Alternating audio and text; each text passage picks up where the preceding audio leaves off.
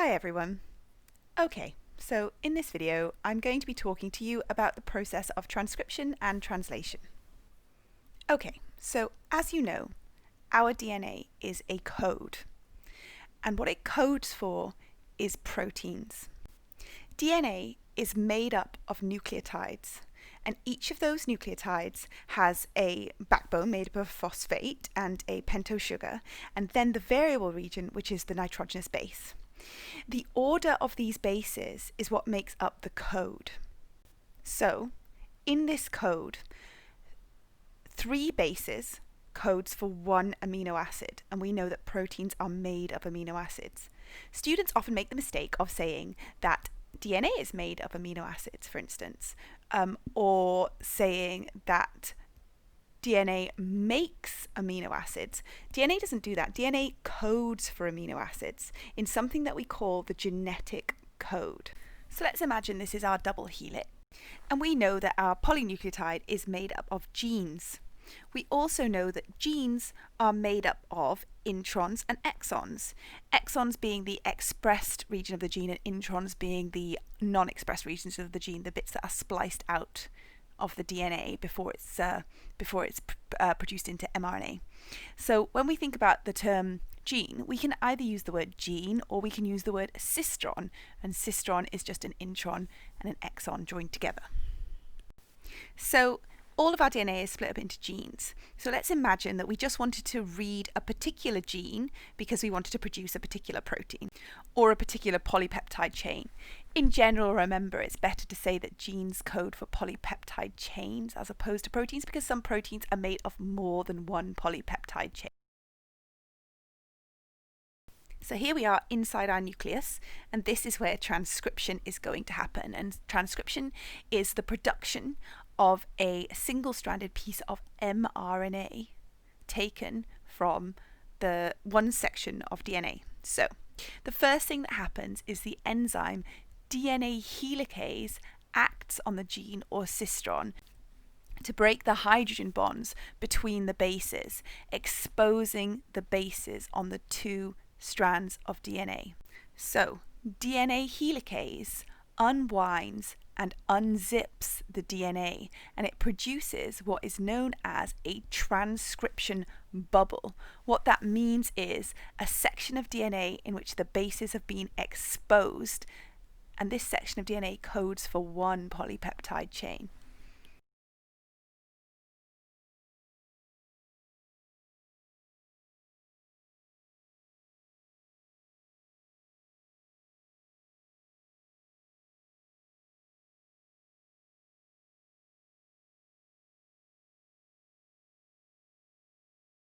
Okay, so now we have exposed our bases on the template strand. What happens next? Another enzyme comes along.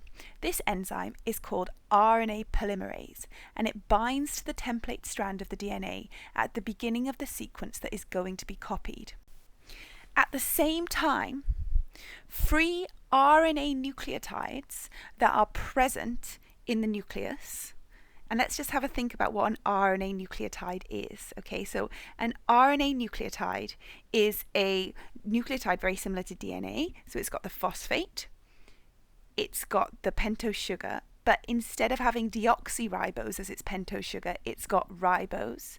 And the bases are different. So we know that DNA has adenine, cytosine, guanine, and thymine, but in RNA, instead of thymine, there's uracil. So we've got these differences. We've got many millions of these RNA nucleotides floating about within the nucleus. So I'm just going to make this diagram a little bit bigger so we can actually see what's going on internally at the template strand. I'm also just going to delete the non-template strand just because it's going to get in the way of our drawing. Okay, but it hasn't gone away. I just am going to rub it out so that we can see what's going on the template strand. So like we mentioned before, there are millions of these free-floating RNA nucleotides that are present within the cytoplasm, and so I've just drawn a few here.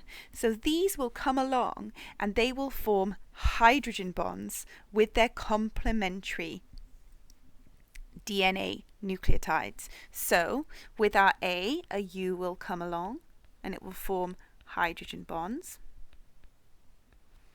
Then another U, and a A, and a C, and a G, and a G, and a G. Right, so these free-floating RNA nucleotides will come along and form weak hydrogen bonds. No enzyme is needed for this to occur.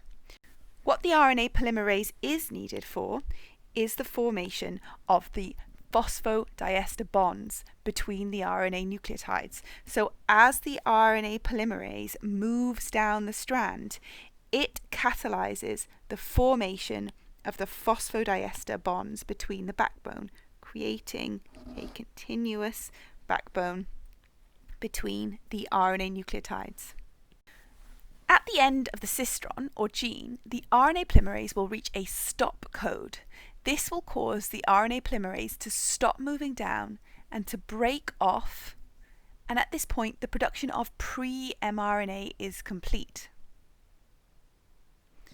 As all this is happening, so the DNA helicase was going down and unwinding and unzipping by breaking the hydrogen bonds, and the RNA polymerase was following closely behind, causing the formation of the phosphodiester backbone on the RNA strand.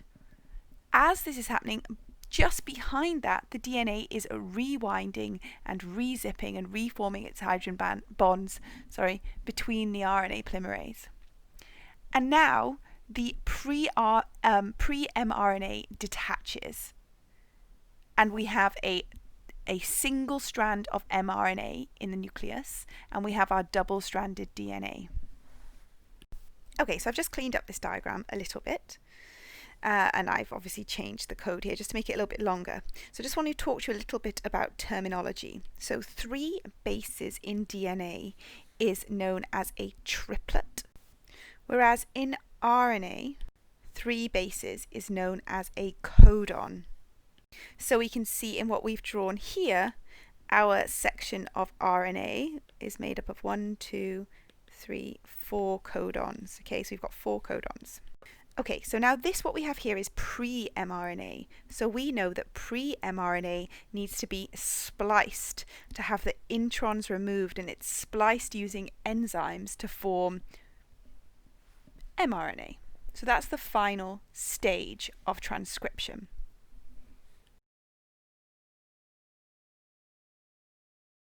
Once the mRNA has been spliced, it leaves the nucleus via the nuclear pores. So there are little gaps in the nucleus called nuclear pores, in the nuclear envelope called nuclear pores, and the mRNA leaves via these gaps.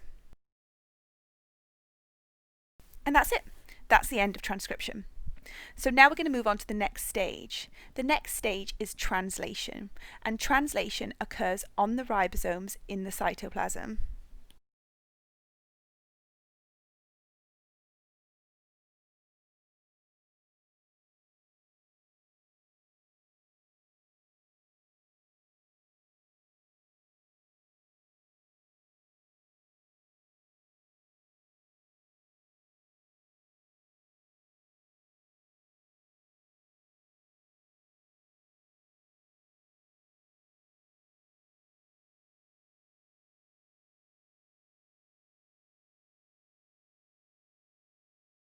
So here we are in the nucleus, and our mRNA has bound onto our ribosome. So you might have noticed that I have changed the mRNA strand. Don't stress about it. We'll stick with this one from now on. So the first 3 exposed bases are always AUG, and AUG always codes for methionine. In order to understand that, we need to have a look at the genetic code table. So let's take a look here. The code is really simple. So if the first base in the mRNA triplet is A, and the second base is A, and the third base is A, we get lysine. So A gives you the amino acid lysine. But then look, so does AAG. That also gives you lysine. So if we had the first base was G, the second base was G, and the third base was G, we'd get alanine. But also if the first base was G, second base was G, and third base was A, or C, or U, or G, still alanine.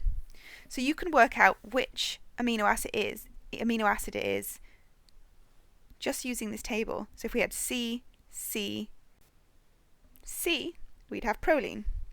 You can also see that some of the codons don't code for amino acids.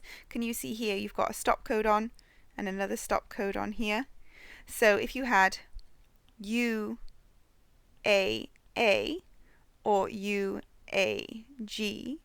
or you had UGA, this wouldn't code for an amino acid. It would just denote the end of the mRNA chain. So we'll come back to this table in a minute, but this table is really important in understanding how to read our mRNA. So let's just take a minute to compare it with the strand that we have and see if we can work out what amino acids our mRNA chain is coding for. So let's take a look at the first one. So the first one is AUG, and we can see AUG codes for methionine. And the next one is AAU, and we can see that that one codes for asparagine. And the next one is AAG, which codes for lysine. And the next one is UAC, and that codes for tyrosine. And the next one is CAU, and that codes for histidine. So this is important that we can understand how the genetic code is used to determine what amino acid is coded for by each codon on the mRNA and triplet on the DNA. Let's talk through the process of translation. So the mRNA has moved from the nuclear pore to the ribosome, and then a ribosome becomes attached to the starting codon at one end of the mRNA molecule. A tRNA molecule with a complementary anticodon to the first codon on the mRNA attaches itself to the ribosome.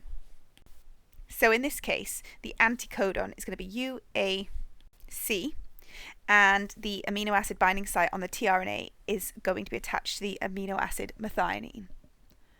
When this happens, another complementary tRNA molecule with the complementary anticodon to the second codon on the mRNA attaches itself to the ribosome at the next attachment site on the ribosome. So let's just have a look at that. So when this occurs, this is bringing these two amino acids in close contact with each other, and they form a peptide bond. Once this peptide bond has been formed, the first tRNA molecule leaves the ribosome, and when it leaves the ribosome, it leaves its amino acid behind because it's attached via the peptide bond.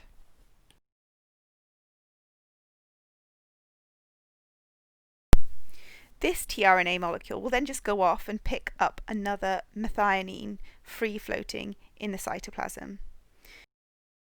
When this occurs, the whole mRNA chain moves through the ribosome, and another tRNA molecule comes along and binds onto the next codon.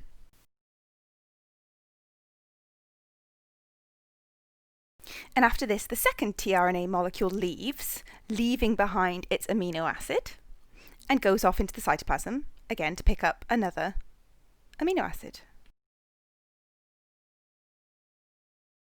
And this process continues. So the mRNA strand moves along again. And another tRNA molecule comes along and binds on at the tRNA binding site within the ribosome with an anticodon that is complementary to the codon on the mRNA. So this time it's going to be AUG. And this process just continues on and on and on, all the way down the mRNA chain until it reaches the stop codon. And by the time we get to the stop codon, we have produced a long polypeptide chain of amino acids all joined together. So let's just contextualize this where we're at. So this is occurring on the ribosome, and coming off the ribosome, we are forming a big long chain of amino acids all joined together by peptide bonds. Now, the mRNA strand is moving through the ribosome. This mRNA strand moves through one ribosome and then enters the next ribosome. And as it enters the next ribosome, that ribosome starts to read it. And as it starts to read it, it produces another strand of amino acids, the same polypeptide chain again. And this happens over and over again. So the mRNA strand moves through the next ribosome, and that ribosome starts to read it, and it moves through the next one, and that one starts to read it, and so on, and so on, and so on.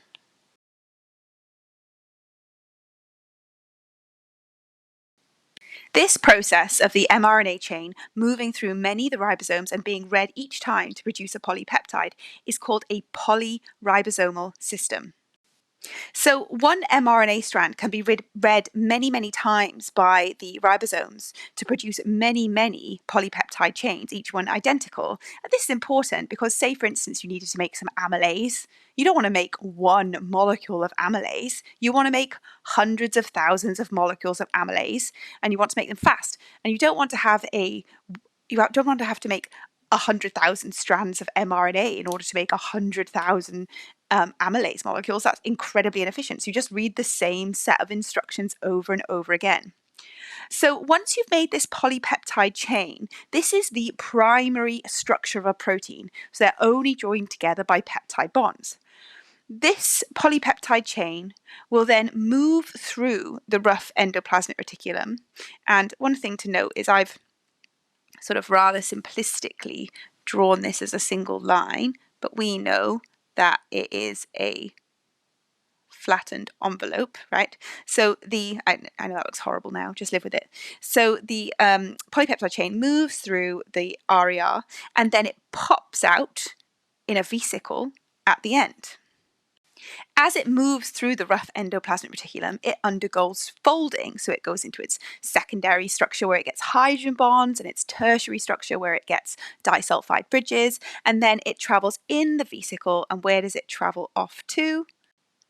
It travels off to the Golgi body. And when it arrives at the Golgi body, here the vesicle fuses with the Golgi body. And at the Golgi body, it will undergo further processing and modification. So, for instance, it might be converted from a tertiary polypeptide chain, from a tertiary protein into a quaternary protein, or it might have prosthetic groups added, like it might be converted into a glycoprotein or a lipoprotein, or all that sort of thing.